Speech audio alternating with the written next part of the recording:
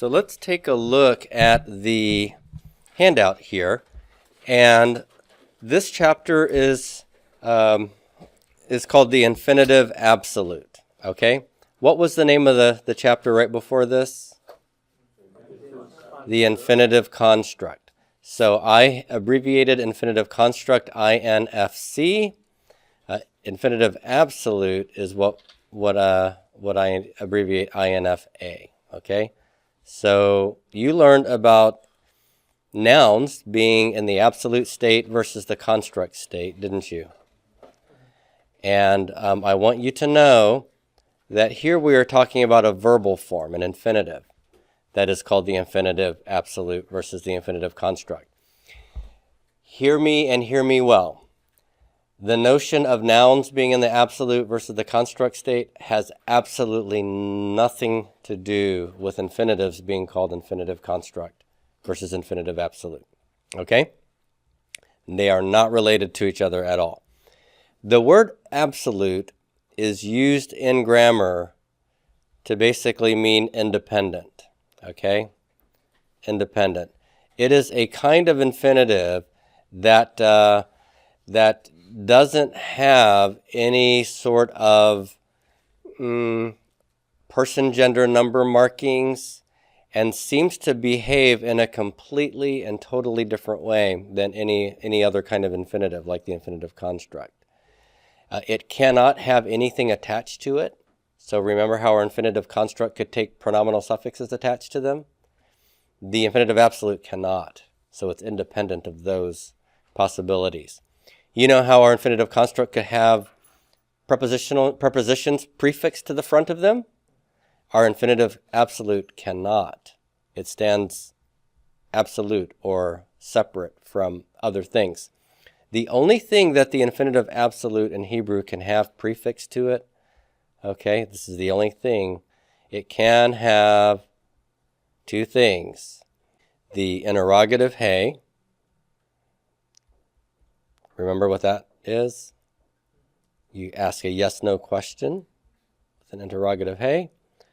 Or I could have the conjunction vav attached to an infinitive absolute. Nothing else, nothing doing. If you ever see anything else attached to an infinitive absolute that's not one of these two things, it's because some poor, unfortunate first-year Hebrew student accidentally put something where it didn't belong. Okay? Now, we're going to talk about how to translate the infinitive absolute in just a moment. But for right now, and for our purposes, if we're just trying to give a gloss for an infinitive absolute without any context, let's go ahead and we'll translate it as to blank. Okay? But you're going to see that that really is an inadequate English gloss for this type of a verbal form.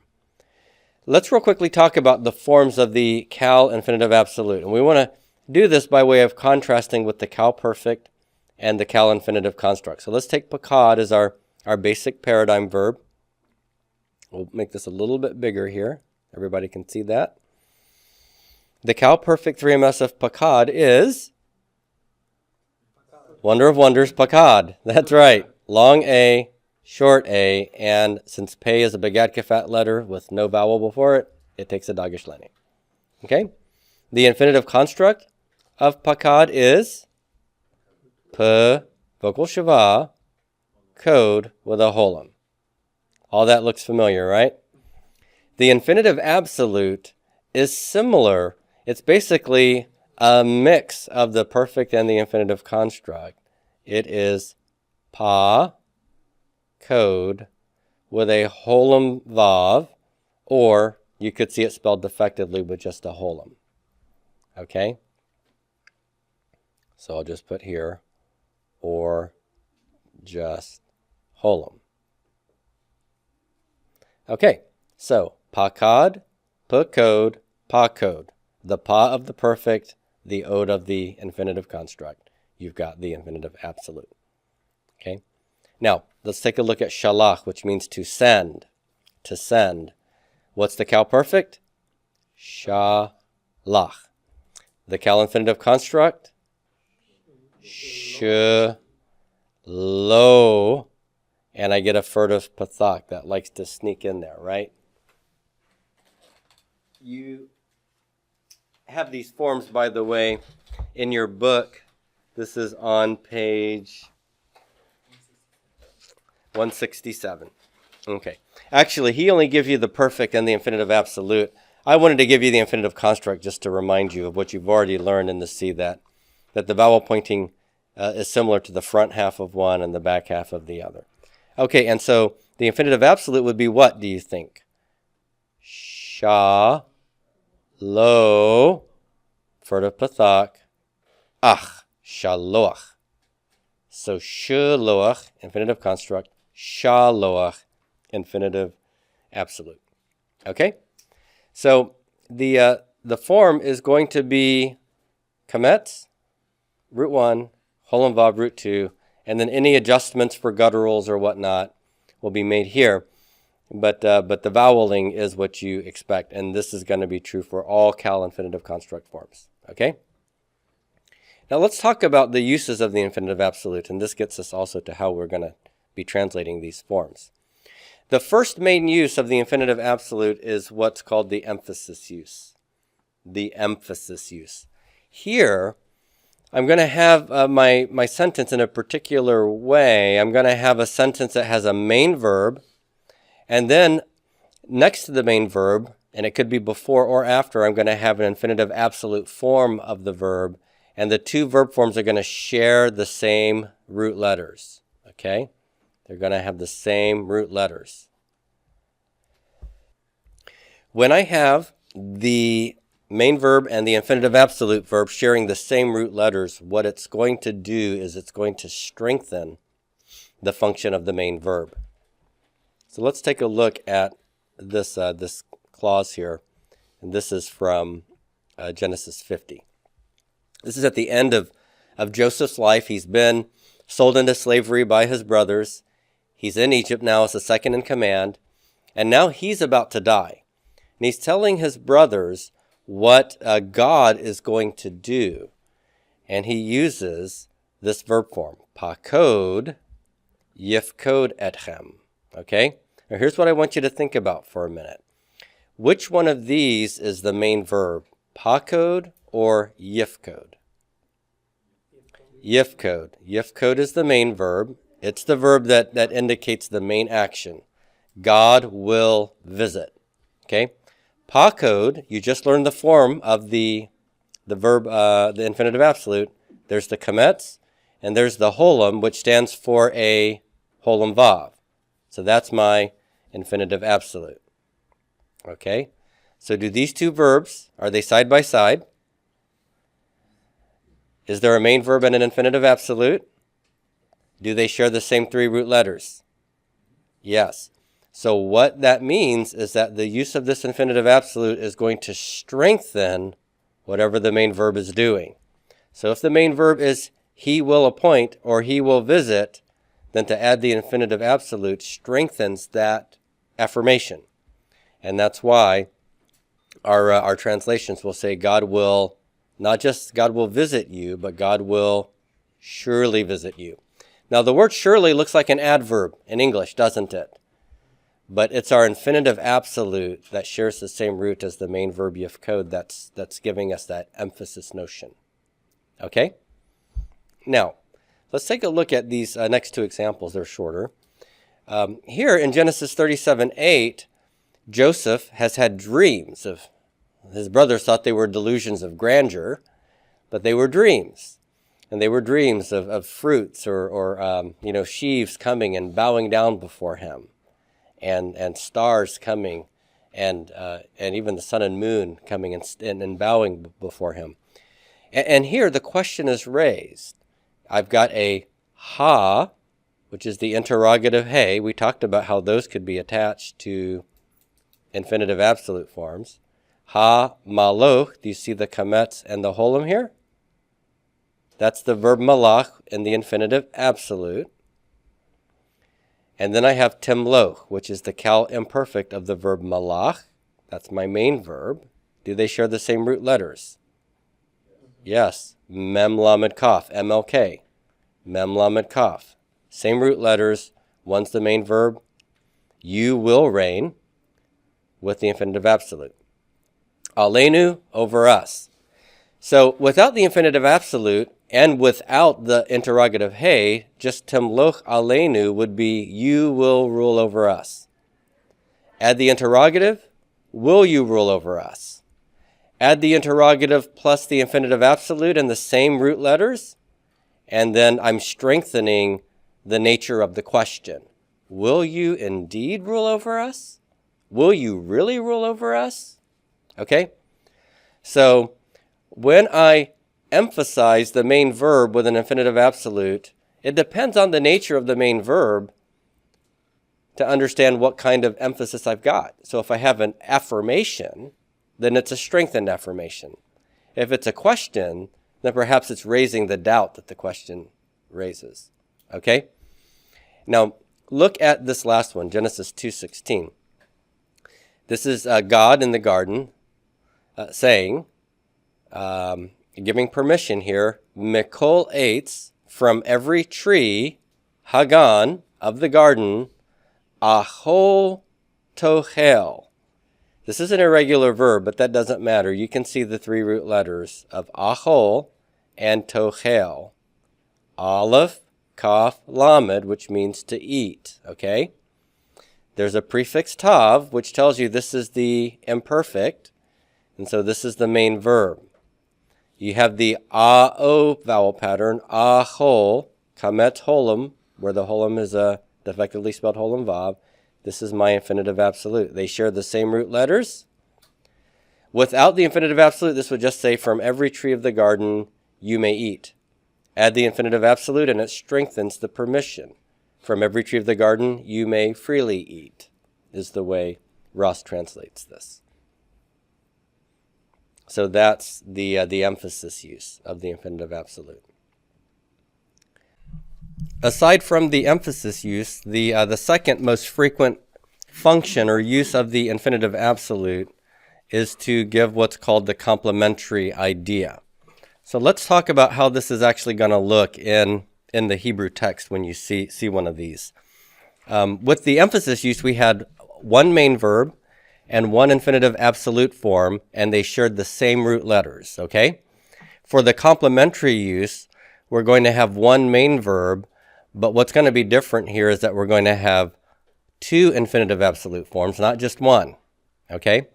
So one main verb, two infinitive absolute forms, and then one of the infinitive absolute forms will match the verbal root of the main verb. The other one will not. When we have this, then that's going to indicate that the subject is doing the verbal action in some way where it is qualified by the additional infinitive absolute that doesn't match. And the best way to really to get a handle on this is to actually see it in action. Pardon the pun, right? We're talking about verbs. So let's look at Genesis 12:9. Genesis 12:9 is going to have three verb forms here, and I'm going to go ahead and highlight them for you. Vayisa, haloch, and v'nasoa. Okay, so those are my verbal forms. Now take a look at the vowel pointing here. I have Vayisa Avram. Abraham did something. You cannot see all three root letters because this verb is actually an irregular one.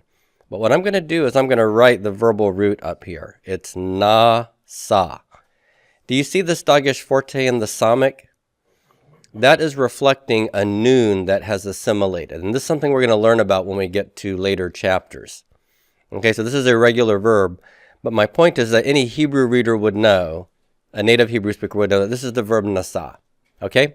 So those are the three root letters of it. This is a WCI, by the way, so it's a past time verb form, and it means Abram traveled. And then I have haloch v'nasoa. What's my root letters here? Hey, lamed, kaf. And then for this verb, the root letters are nun, samik, aleph. Isn't this amazing? So what do I have? I have a main verb followed by two verb forms that are infinitive absolute forms. Can you see the infinitive absolute pattern here? Under root 1, both of them have a kametz. Root 2, both of them have a holem or a holem vav, which is the infinitive absolute of the cow. And notice that in addition to the one main verb and the two infinitives absolute, one of the infinitives absolute matches the main verb's root letters. So this is going to be what we call the complementary use. Abram traveled, going and traveling, ha-negba, to the Negev, or to the south. So what's the writer saying here? It is he's using the second infinitive absolute that doesn't match the root to complement the characterization of the verb. So his traveling was characterized by not only traveling, but by going. That is to say, he traveled and went, and traveled and went, and traveled and went together. What is the net result? This could be translated as he continually traveled, or he kept on traveling. Okay? Let's take one more example. 1 Samuel 6:12. Do you remember the story of the Ark of the Covenant going into battle during the time of the judges? And God is not pleased with the Israelites due to their unfaithfulness, and he's not pleased with Eli or Eli's sons. And so they take the Ark of the Covenant into battle against the Philistines, and the Ark is captured. And they set it in the temple of Dagon, their god. You remember that story. Well, it ends up going to a city, and then the city breaks out with all these afflictions. And so they decide to send the Ark back to the land of Israel. And they put it on a cart, and they have it being pulled by these oxen. And so this clause here is describing the travel of the oxen pulling the cart. And so the oxen are the subjects here. Halachu is they went, and that is the oxen. My verb root is halach. And then I have, by the way, this is a cow perfect, isn't it? So that's my main verb here. And then I have two verb forms, halach again, and this is another irregular verb, ga'ah. It's called a three-hay verb, and three-hay verbs are weak verbs or irregular verbs. Doesn't matter, it still has the vowel pattern we're looking for. Long A under root 1, and then holem or holem vav with root 2. Okay? So those are both infinitive absolute forms. What do you notice here? The infinitive absolute of one of the infinitive absolutes verb roots match the main verb's verb roots. Okay? The other one does not. So this is not an emphasis use. This is a complementary use. The infinitive absolute that doesn't match the one that matches the main verb's roots is complementing, giving additional information as to how this verb was carried out. So how was the oxen's walking characterized? It was characterized by walking, and this verb means to low. Walking and lowing. So I like to translate this as the oxen went going and lowing because it rhymes. The oxen walked or went going and lowing. That is to say, they walked along lowing as they walked. Okay? So that is the complementary use. If you have a complementary use, you got to have two infinitive absolutes that complement each other in the way the main verb's being described. All right.